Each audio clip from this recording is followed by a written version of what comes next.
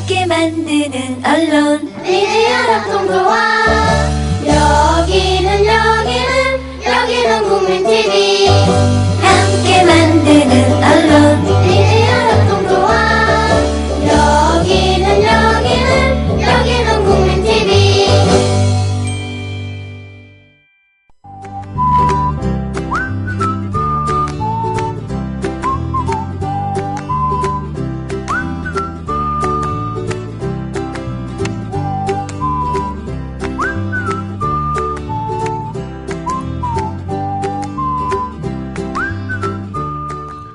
우리 모두는 소설가입니다. 온갖 스토리를 상상하고 가공의 인물들까지 만들어내기도 합니다. 문제는 하나의 서사로 엮지 못한다는 거죠. 균일한 농도와 속도로 이야기를 끌어가지 못하고 단편적인 생각에서 멈추기 때문에 심리적으로는 소설가이고 현실은 독자입니다. 자기 이야기를 소설로 쓰면 세 권은 나올 거라는 농담을 하는 것도 이와 비슷한 심리 아닐까 싶습니다. 문득 상상력과 호기심은 어떻게 구분할까 궁금해졌습니다. 호기심으로부터 상상력이 발원해서 무궁무진하게 번져가는 거 아닐까요? 어제에 이어 호기심을 느끼게 만드는 소설 꽃그림자 놀이를 읽어보겠습니다.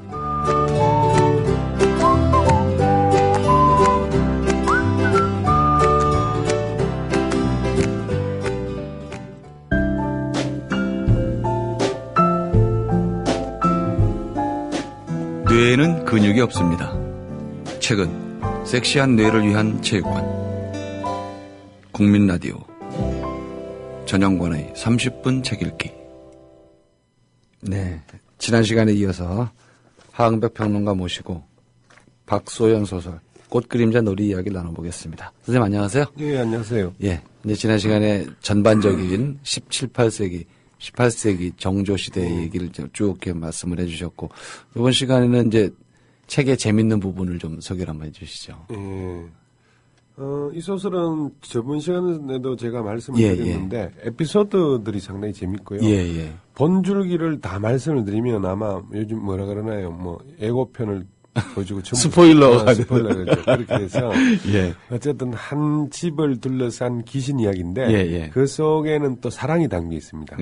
이 주인공과 어떤 소녀와의 사랑 그것이 결국 이 소설을 이끌어 나가는 거고요. 그런데 이 소설을 읽다가 물론 왜 귀신은 누구일까 왜 뭐 이런 미스터리한 일이 많이 나오는데 이것이 그 궁금증을 쫓아가면서 결국 이 소설을 다 읽게 되는데요. 그거는 하나의 장치입니다. 소설가가 이렇게 저렇게 다 사탕을 발라놓은 거죠. 이 사탕을 따라가다 보면 결국은 우리가 게임을 하다 보면 9라운드까지 있다 치면 한 라운드 가면 사탕 하나 먹고 둘째 라운드 사탕 하나 먹고 이런 식의 어떤 장치들을 쭉 해놓은 소설이 이 소설이다. 이렇게 생각하면 되겠습니다. 박소연 표사탕. 네. 근데 이 작가가 사실은 나이가 그렇게 적지는 않고요. 그리고 신인 작가도 아니고요. 아마 2005년에 실천문학으로 등단한 그런 작가인데요. 상당히 고심을 해서 마음 먹고 당시 18세기 공부를 상당히 많이 해서 그래서 본인은 물론 이 자료를 모두 다 하는데 상당히 고통스러웠겠죠. 그렇지만 읽는 사람들은 상당히 재밌고 읽을 수 있고 어디서 이런 에피소드를 다 모았을까 할 만큼 재밌는 이야기들이 많이 있습니다. 사전 공부가 이제 좀 노력한 만큼 또 이제 뭐라 그럴까요? 꼭 그게 이제 수상으로 보답을 받았다 그러면 좀 말이 좀 어폐가 있겠지만 참고로 제가 이제 세계문학상을 설명을 좀 드리면 지금 이 작품이 11회로 됐는데 11회. 올해 같은 경우는 그러니까 대상을 한 작품을 뽑고 그다음에 3작품을 우수상으로 해서 4작품의 뭐랄까요? 그 수상 영광을 줍니다. 처음에는 한 작품씩만 뽑았죠. 처음에 제1회 수상작이 김별아 작가의 미실이라는 소설인데 그것은 그때는 상금이 1억이었죠. 한 작품만. 쭉 그렇게 하다가 아마 재작년에는 이런 식으로 4작품이 뽑혔고 작년에는 또 5천만 원 상금에 2작품이 뽑혔고 올해는 다시 이제 4작품으로 이렇게 그래서 약간의 변화는 있지만 세계문학상이 미실 아내는 결혼했다 등등 영화로 된 또는 드라마로 된 그런 작품들이 상당히 많이 있습니다. 그리고 예를 들면 저는 이런 생각을 하는데요. 이 작품도 이 영화를 하시는 분은 눈여겨 볼 필요가 있다고 생각해요. 이 작품의 얼개를 가지고 영화를 만들면 상당히 재미있는 미스테리가 그 당시에 나올 수 있고요. 그 하나하나 들어가 있는 그것도 충분히 확장을 하면 영화의 소재가 충분히 될 수 있고 예를 들면 그게 평강공주 이야기 나오죠. 평강공주 온달이 태어날 때부터 얘는 나라의 역적이 되거나 어쩌고 저쩌고 한다. 그래서 어머니가 죽이려고 하는데 어머니가 살려서 바보 행세하며 살아간다. 이러면서 나중에 이제 이 전공을 세우고 공주와 결혼하고 그리고 나중에 또 그 반대파에서 죽어간다. 이런 이야기는 이런 거는 뮤지컬로도 또는 상당히 재미있는 그런 소재거든요. 그러니까 이 소설을 가지고 만약에 영화라든지 연극이라든지 뮤지컬로 만든다면 상당히 많은 게 만들어질 수 있어요. 시리즈도 되겠어요. 네, 시리즈도 될 수 있고. 그래서 이 소설 읽으면서 그 눈밝은 감독이라든지 또는 제작자가 상당히 좀 생각을 해보시면 그런 생각이 듭니다. 이 방송 들으시는 우리 애청자 여러분 중에 감독님 안 계시면 감독님하고 친구인 분들이라도 연락해서 내가 이런 방송을 들었는데 이런 얘기가 나오더라. 그거 한번 찾아보라든지 그렇게 해주시면 좋을 것 같습니다. 그러니까 이렇게 생각하시면 돼요. 우리가 요즘 그 드라마 선덕여왕이라는 게 있었죠. MBC에서. 그것이 상당히 많은 높은 시청률을 기록했습니다. 그래서 거기에 미실이 주인공이죠. 미실이 주인공인데 이 미실이라는 사람은 정사 그러니까 정통 삼국 사학이나 삼국 유사에는 등장하지 않는데 당시 화랑색이란 책이 있었다고 하는데 그것이 위작인지 진본인지 그것은 아직 밝혀지지 않았어요. 학계에서도 밝혀지지 않았는데 화랑새기를 바탕으로 해서 김배라라는 작가가 미실이라는 소설을 썼습니다. 그런데 그 미실을 바탕으로 해서 또 선덕여왕이 나오는 거죠. 그러니까 어떤 학문적 성과와 소설적 성과 그리고 대중적 성과가 이렇게 쭉 연속되어 나가는 거죠. 이 소설도 18세기에 대한 우리 연구가 지금 사실은 많이 되고 있거든요. 당시에 북학파, 정약용 그런 바탕을 결과로 이런 소설이 나오고요. 또 이것을 누가 이제 열매를 따먹으면 되는 거죠. 그러면 그게 말이죠. 열매를 따먹으면. 제가 소설의 시대는 가도 서사는 죽지 않는다. 어차피 우리는 이야기거리를 찾아 나서거든요. 이야기를 듣고 싶어하고 그것이 형태가 바뀐 거죠. 이제 드라마, 텔레비전, 카툰, 여러 가지 형태로 바뀌지만은 결국 서사는 살아남는 거죠. 원고도 남는 거 아닌가요? 드라마 쓸래도 어쨌든 각본이 있고 뭐가 있듯이.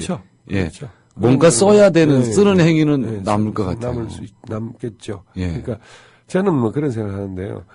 예를 들면 미국 드라마 줄여서 미드라고 말하는데 그 72시간인가 그런 게 있었나요?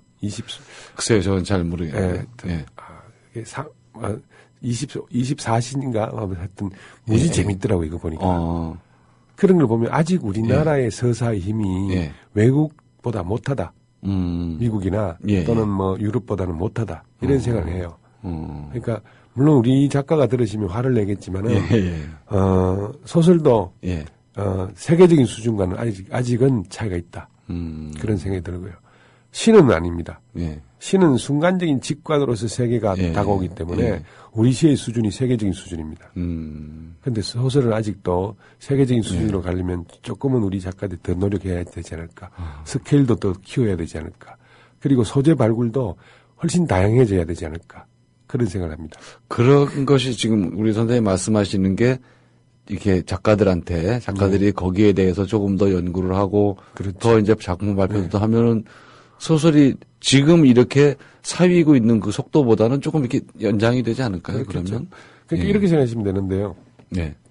예를 들어서 제가 1940년생 정도 된다고 생각해 봅시다. 그럼 제가 5살 정도의 8.15 해방, 그러니까 한일합방, 일제강점기가 끝났죠. 그러면 저는 초등학교 입학할 때 한국어로 처음 배웁니다. 그렇죠. 그런데 10살쯤 돼서 6.25가 나죠. 10살이니까 전쟁에 안 끌려가겠죠. 그래서 아주 운이 나쁘면 죽겠지만 대부분 살아남았을 겁니다. 50년 전쟁을 살아나면서 소년기의 전쟁을 보는 거죠. 예.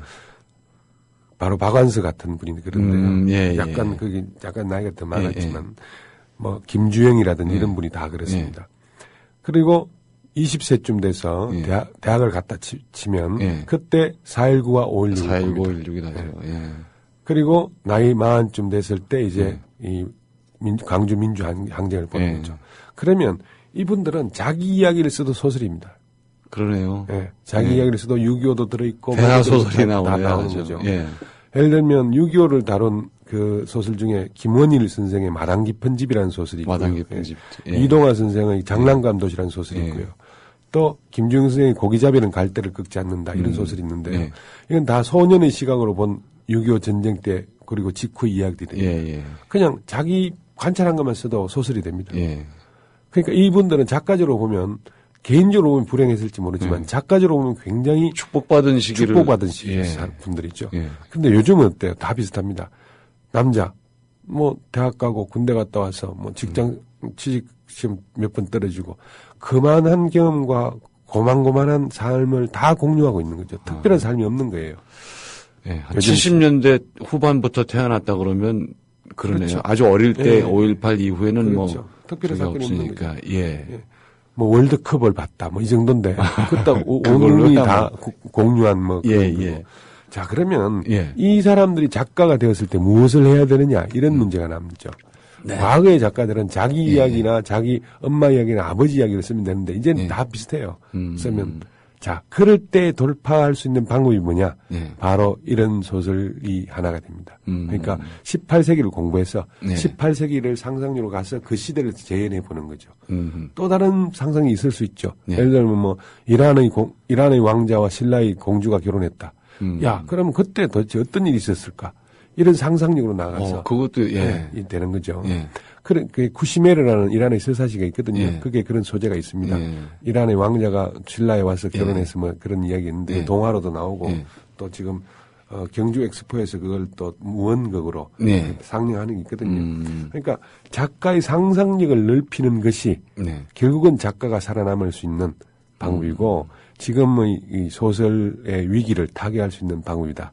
그리고 그것이 전 세계적인 소설의 수준, 그러니까 서사의 수준으로까지 우리 작가가 올라가는 길이다. 그러니까 지금 상당히 위기인데요. 이 위기를 타개해야 되는 방법이 무엇일까? 이런 것을 이제 작가분들께서 또는 작가 지망생들께서 생각을 해야 되는 거죠. 이제 6.25 전쟁 이야기, 할머니 이야기 이런 이야기 하면 재미없고 지루합니다. 지루하죠. 한때는 문학 군단 소설에 이어서 우리 어떤 민족의 정체성이라든지 6.25 극복, 동질성 회복 이런 데 상당히 많이 공헌을 한 것은 틀림없는 사실이고요. 또 예를 들면 박경리 선생의 토지 같은 작품은 구한말부터 1945년 8월 15일까지 끝나는데 그 시절에 어떻게 살았고 어떤 의지를 가지고 또 그 시절에 어떤 말을 썼는가 상당히 공헌을 했죠. 그러나 지금 와서 토지를 다시 한번 그 긴 소설을 읽으라 하면 고통스럽죠, 이제. 그러니까 그런데도 우리는 영화관에 가면 황당한 이야기를 보죠. 재밌게 봅니다. 뭐 도저히 상상력의 요즘 영화의 표현이 워낙 좋으니까 그런 게 더 열광하거든요. 그러니까 작가분들께서 그것을 잘 캐치해야 되는 거죠, 이제. 해리포터 시리즈도 같은 게 마찬가지. 마찬가지입니다. 그런 거죠. 얼마 전에 이제 좀 시간이 됐지만 그 백감 소설가가 한번 나왔었어요. 마담 뺑덕. 그것 때문에. 그것도 말하자면 지금 선생님 말씀하신 그렇죠. 요거하고는 조금 이제 시대는 조금 다르지만은 그런 유형으로도 볼 수 있겠네요. 그래서 제가 이제 이런 말씀을 드리는 게 천일야라는 아라비안 나이트 한 여자가 왕에게 죽지 않기 위해서 1000일 동안 이야기를 하는 거죠. 매일 하나씩. 그런 이야기 또 데카메론이라는 이 소설이라기보다는 그런 게 있죠. 이런 여러 가지 이런 짧은 에피소드 중심의 그런 이야기들이 쌓여서 이런 큰 서사를 이루는 그런 것들이 많이 있거든요. 그래서 이런 데 상당히 주목을 해야 된다, 앞으로도. 그런 면에서 상당히 이 소설은 모범적이라고 할 수 있죠. 그러니까 돌파구를 열어주는 그런 하나의 창작 방법론으로서의 어떤 한 방향을 가지고 있다. 이런 식으로 생각합니다. 선생님 쓰신 뒤에 표사를 제가 잠깐 읽어보겠습니다. 박소연의 꽃그림자 놀이는 재미있다. 한국식 천일 야화라고 해도 좋겠다. 세헤라자드가 왕에게 죽임을 당하지 않기 위해서 천일하고도 하룻밤을 이야기했다면 박소연은 소설의 죽음을 앞두고 소설에게 이야기를 바친다.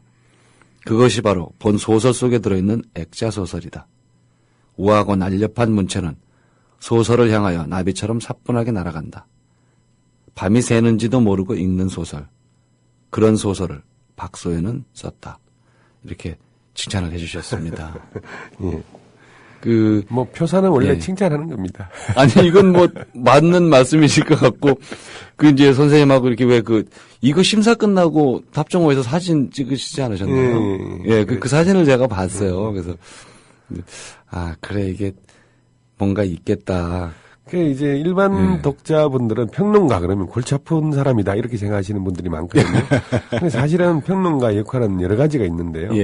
특히 소설을 시집이나 소설 뒤에 해설을 쓰는 경우가 있어요. 시집에는 해설이 많이 있죠.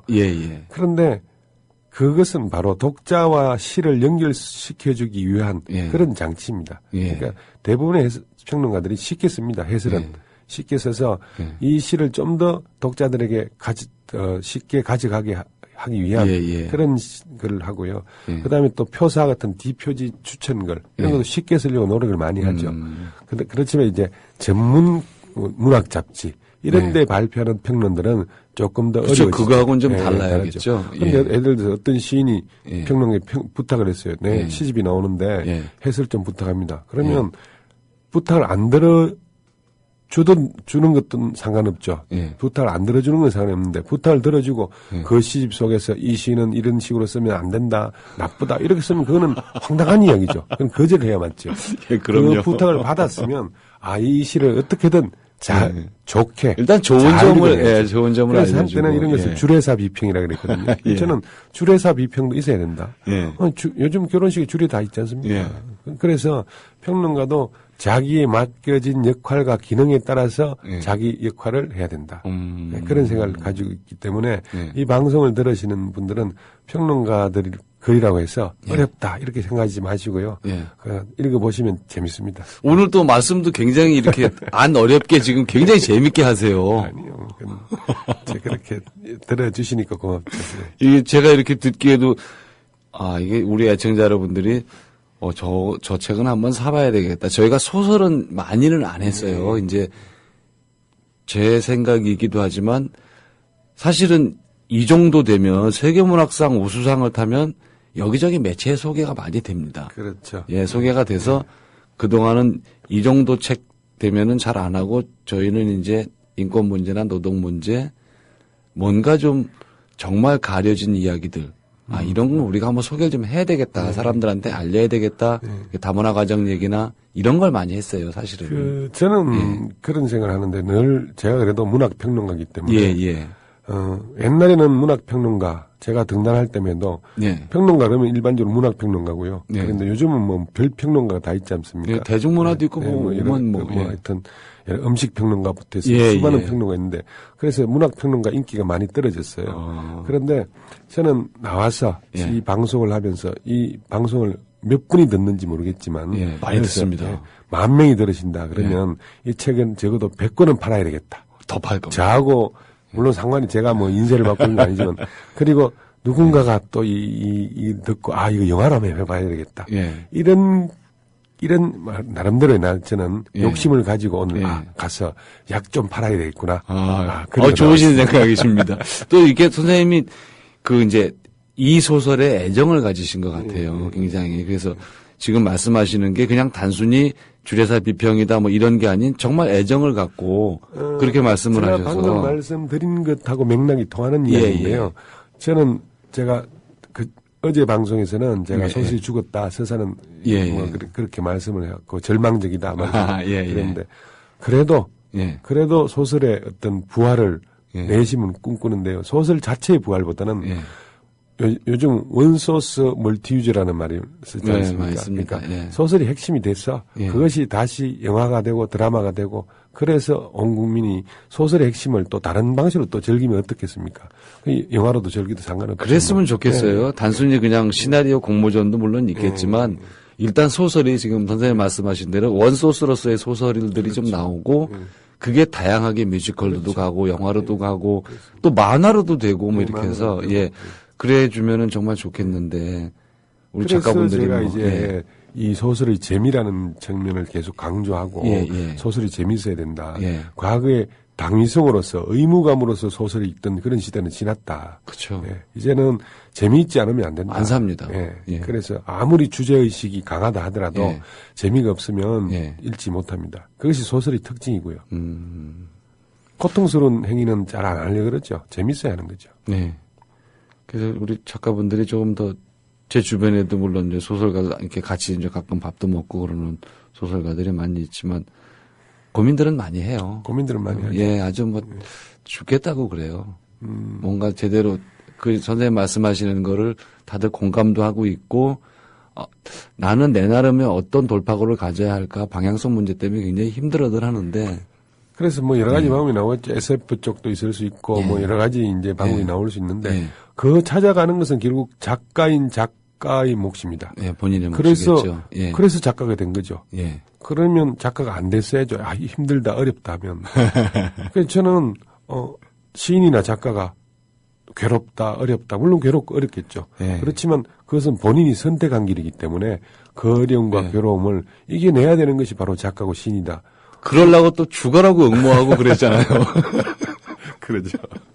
그때 마음을 잊지 말아야 되는데. 그렇죠. 그래서 뭐 등단이라는 절차가 우리나라에 이제 있는데요. 이게 어떻게 보면 면허증이거든요. 자동차 면허증을 딴 뒤부터 자동차 운전을 시작하십니까? 그러니까 이제 면허증을 준 다음에는 자기가 알아서 어디를 가든 가야 되는 거죠. 저는 주변에 이렇게 당선되거나 그런 사람들이 있으면 통보받는 하루만 좋다. 그 다음 날부터 당신은 지옥의 문고리를 잡은 거다.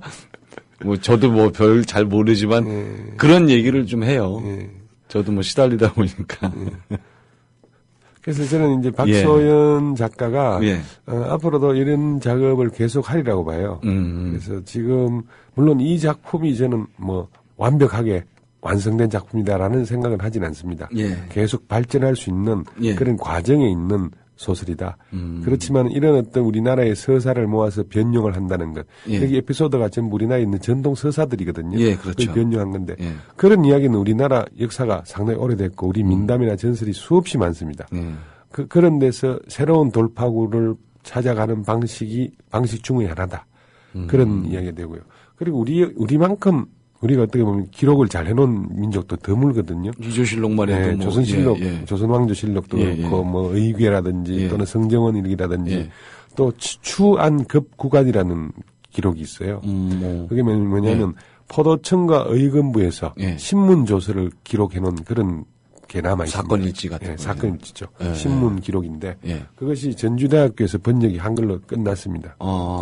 그래서 물론 인터넷으로 그 서비스는 되지 않지만 책을 봐야 된다는 불편은 있지만 그런 데는 사실 무궁무진한 이야기가 있습니다. 그래서 작가들이 노력을 한다면 상당히 많은 소재들이 우리의 역사에서 찾을 수 있다.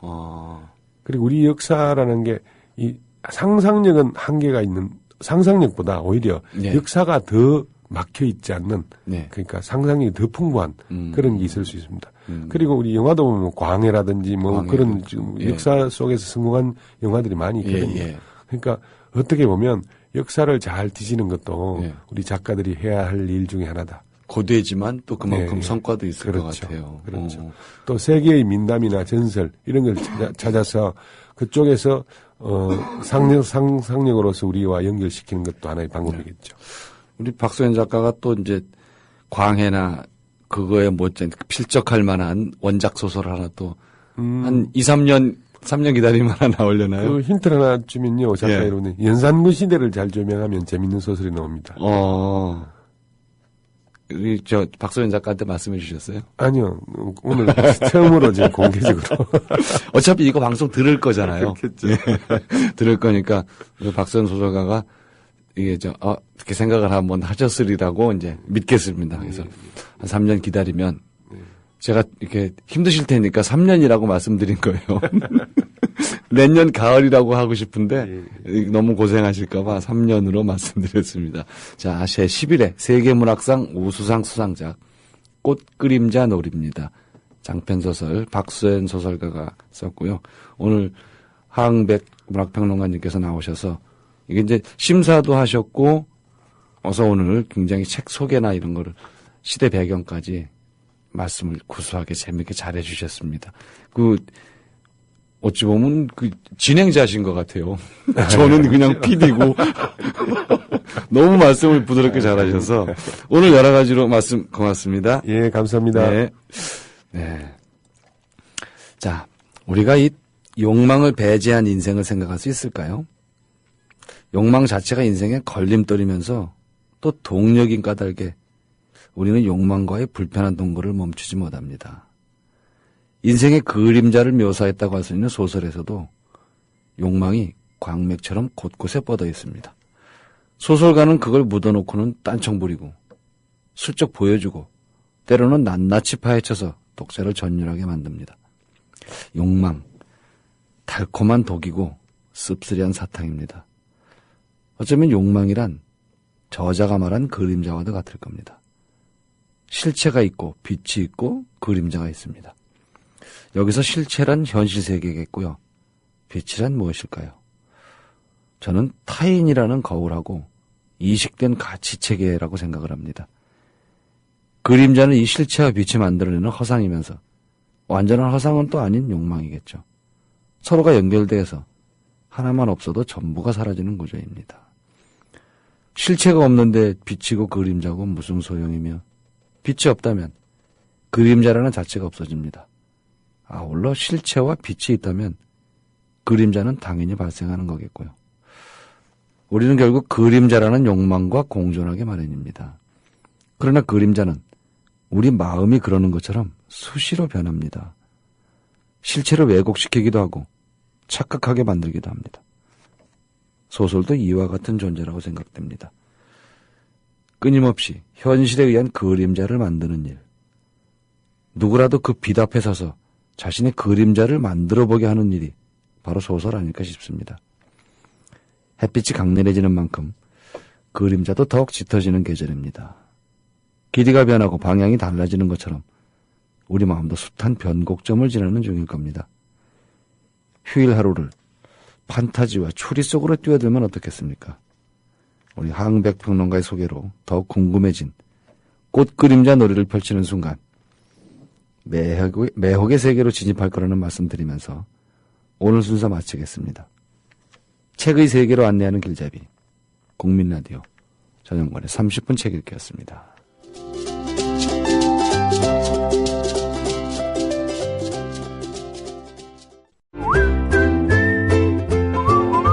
국민라디오 팟캐스트 응원하는 가장 쉬운 방법 아시나요? 다운로드하기, 별점 주기, 댓글 달기, 구독하기. 국민라디오 팟캐스트 널리 알리는 가장 쉬운 방법. 다운로드하기, 별점 주기, 댓글 달기, 구독하기. 기억하세요. 다운로드하기, 별점 주기, 댓글 달기, 구독하기.